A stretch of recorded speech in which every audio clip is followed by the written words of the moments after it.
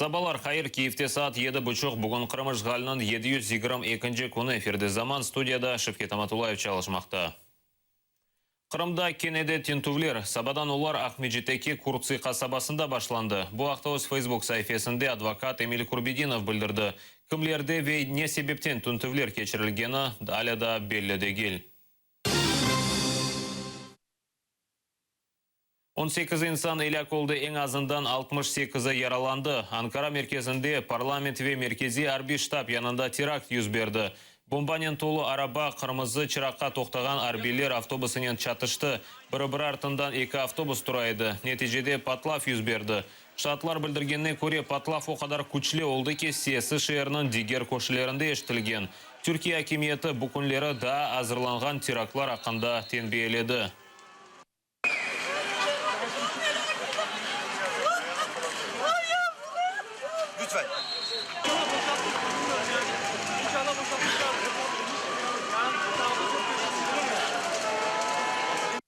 Русияның Қара деңіз флоты февралінің 19 ве 25 күнлері Қара ве Азақ деңізлерінде арби огреновлер кечірмеге планлаштыра. Бұл ақта СБУ идаресі білдіре. Огреновлеріні кечірме кечін Русия ярмадаға бірчоқ арби техника ве силя кетірген. Окупованого півострову Крим прибуло 10 літаків Іл-76 Збройних сил Російської Федерації з амуніцією та військовою технікою, а також 14 гелікоптерів. А також прибула додатково ще одна батальйонно-тактична група. Фактично, це ще раз підтверджує те, що півострів з туристичного перетворився фактично на воєнну базу російських військ. Ишғал олынған ярмадада Рус ордасына желпнамелеріні кетірмеге девам етелер. 15 даққа сайты берген малыматқа көре, орду қызметіне давет етілгенлер арасында эсасен қырым-татарлар. Сайт Қырымда тарқатылған желпнамелерден біріні көстерді. Оны 35 яшында олған қырым-татарға кетіргенлер. Оның есе үч кічік баласы бар. Белли ке Русияның Мудафан әзірлігі февралінің 8-інде Женеби округта арби огреновлер илян етті. Кележек күнден башлап есе еркеклерге 3 айлық огренов кечмек үшін желпнамелеріні тарқаты башладылар. Ишғал олынған Қырымда қырым-татарларға незбетен япылған репрессиялар епарта. Бұны Меджлис рейсі Рифат Чубаров білдірді. Қорқутов, Евлер, Джамиве, бала мерkezlerінде тентувлер девам еті. Яқында 16 инсанны яқаладылар. Олардан 4 кішіні 2 айға апске қалдырдылар. Оларны терроризмде қабатлайлар. Меджлис елбашысының қайдеткенне көре, шымды Путин озыны Гитлер ве Сталин кібалы бара. Оның үшін бейанатлар ве декларация заманлары кечті. Шымды халқара севесінде да радикаль усуллар или әрекетлер япмақ керектір.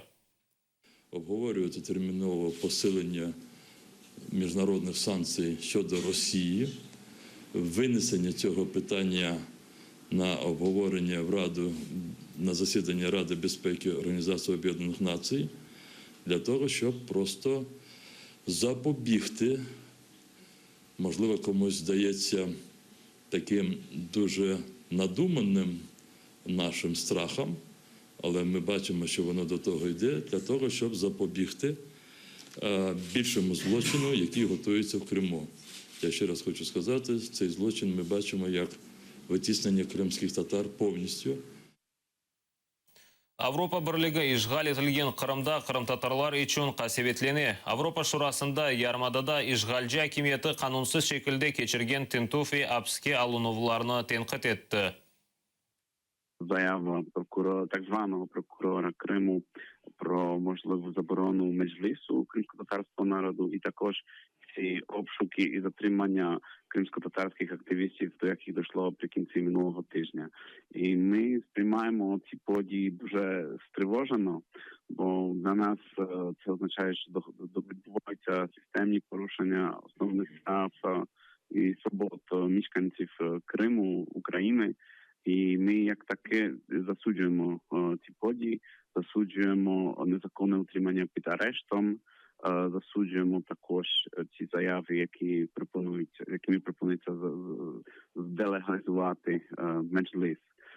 Ми закликаємо так звану владу Криму припинити ці політичні тиски, репресії і якнайшвидше відпустити всіх незаконно затриманих громадян України. Украина мектептерінде Қырымда 2014 сенесі февраль 26-да олып кечкен вақиялар хақында хикая етежеклер. Украина тәсіл ве илім назирлігі өткерілген қаршылық вақияларына махсус дерслер кечірменге авали етті. Бөлі дерслер азырланмасыны Альменда тәсіл меркезі теклиф еткен. Туневін Булейханы тақдим еттілер. Багато хто досі сьогодні вважає, що Крим повністю підтримав ті події, що Крим 100% проголосував на референдумі, що в Криму немає громадянського спротиву, що повністю Крим щасливий від того, що відбулося в лютому-березні 2014 року. Але це не так. Той спротив є. Что же сюда вошло? Мы попробовали сделать определенную структуру. Мы попробовали рассказать через фактический материал, через хронологию, как это происходило. Второе, мы отобрали фотографии. Третье, мы отобрали видео. Мы дали тот материал, с помощью которого учитель может создать свой конструктор этого заняття. Є особиста вина кожного з нас перед кримськими татарами. Ми дуже мало зробили для цього народу.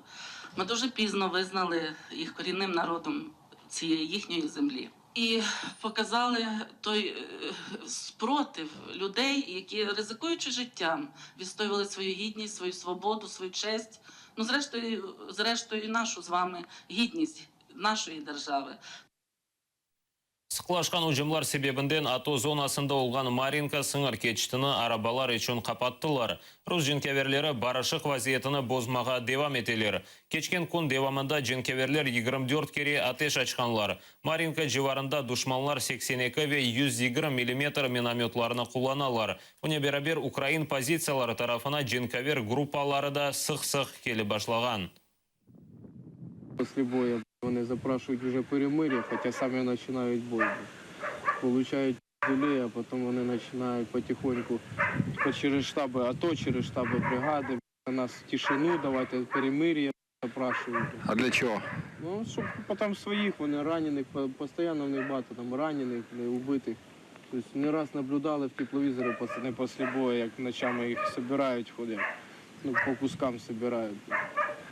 Тут кожні 2-3 неділі заїжджає нова бригада. Тут ми зустрічали і чеченці, і зброд партизанів, тобто Донецькі. Зустрічали тут, морська піхота була перед цим, обратно чеченці заїжджали, обратно потім якісь найманці заїжджали. Зараз заїхали по слухам, як білі медведі. Дальній Восток, коротше, туди білі медведі. Спецназ тут.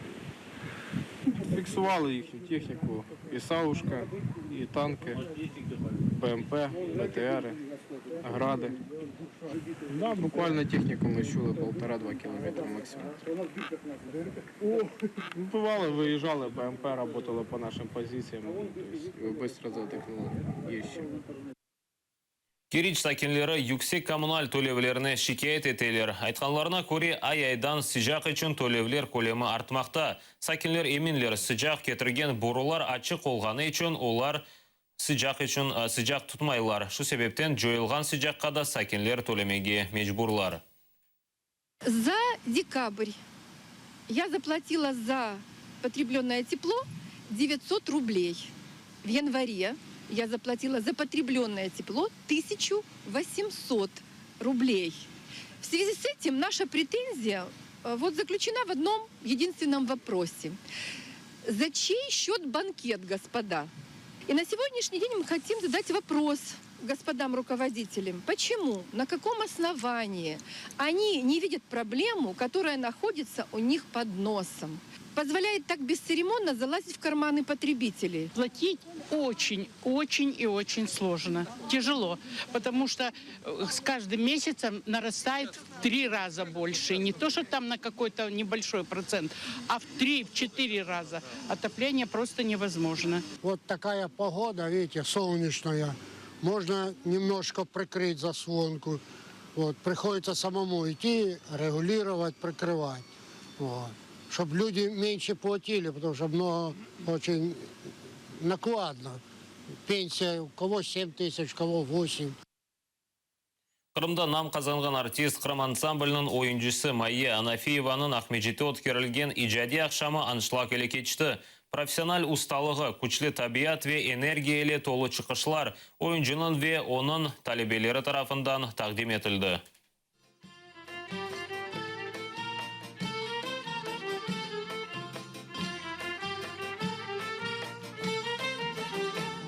Явлық ойыны балықчы тым-тым ведигер мерахлы чықышлар бұны эпсыны истидатлы ойынчы ве устаз Майя Анафиеваның кичкене талебелері тағдым еттілер. Ойын устасының ижади ақшамы парлақ чықышлар не толы еді. Олардың чоқысы кичік спектаклеріні андра еді. Қырым татар саналаштырмалардан ғайры дегер халқының ойынларыны да көрмеге мүмкін еді. Ақшамның ең парлақ чықышы бұл Майя Анафиеваның талебесі еле ижра етілген лезгинка ойыны олды. Майя Анафиеваның айтқанына көре бұтын ғайрет яш несіл үшін япыла. Ең esасы кенжетайларға балалықтан мели ойын ве адетлерге севгі ашламақтыр. Я хочу донести, что у нас очень красивая культура, очень красивые танцы, песни. Я хочу, чтобы наша молодежь и наши дети стремились развивать ее еще больше. Серджілер ақшамдан мемнун қалдылар. Айтқанларына көре бұл тәдбірден әйе дұйғылар еле қайттылар.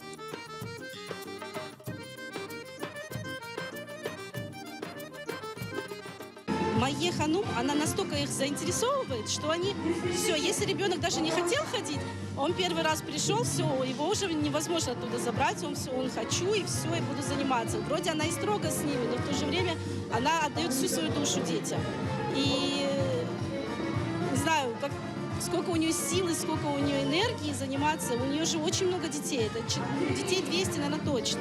И откуда у нее столько энергии? Наверное, она черпает от детей эту энергию и дарит ее нам, всем зрителям. Творчество Майя Ханум очень уникальное, необыкновенное. У нее в каждом танце своя изюминка. Каждый танец как бы лучше другого. И мы желаем ей как бы больших творческих успехов и шокировала, чтобы нас все больше и больше. Майя Анафиеваның невбетеки ижади ақшамы яқын вақытта кечірілежек. Анда есе ойынжы да зияды Қырым татар ойынларыны азырламаға вада етті. Усатқа сонки хаберіміз еді сілерге ей күнлер тілейім, сағылықлашмайық, 11.30-та шқажақ заман яйынны қачырманы скорышкенже.